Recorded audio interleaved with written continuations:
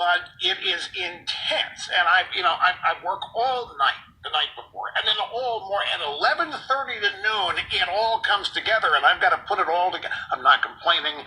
I'm not going to tell you the sausage is made. I'm just telling you that it's an organizational challenge. So it may be hopscotching all over the place today, and get to it all. As always, folks, thank you so much for being with us. Cannot thank you enough. It's such a great ongoing pleasure and uplifting aspect of my life to be able to be here and to know that you're out there and to know that it all has meaning. It's terrific.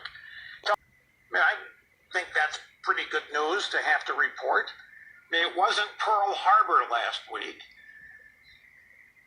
Remember, they told us the next week and a half, next 2 weeks to be very, very bad. It wasn't as bad. None of it has been as bad as has been forecast.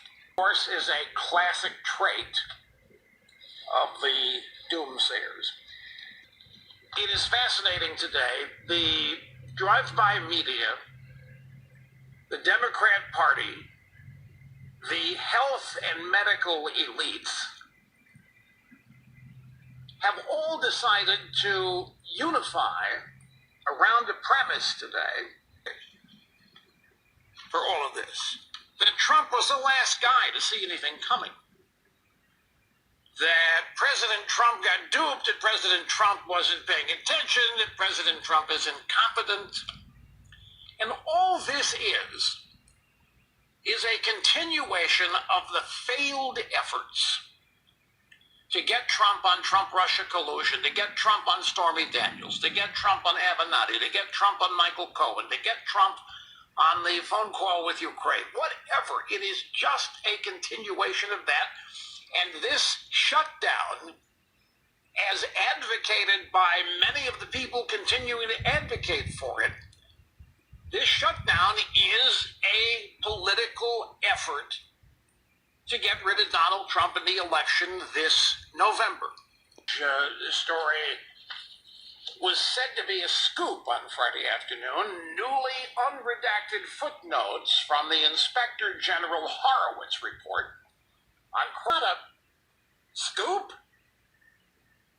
You who've been listening to this program regularly know full well the Steele dossier was bogus.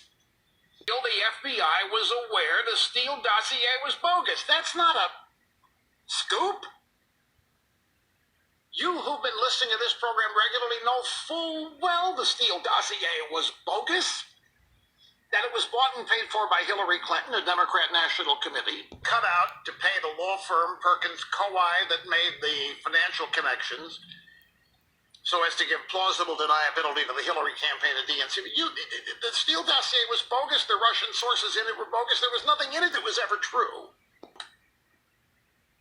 Unredacted footnotes from Inspector General Horowitz's report reveal the FBI knew it. Coronavirus, stick with me. It's all related. It's all related to the effort that they have mounted since, well, I think it's before Election Day 2016. You know what Barr said? Barr said it's one thing for these people to try to sabotage a campaign, but they didn't stop.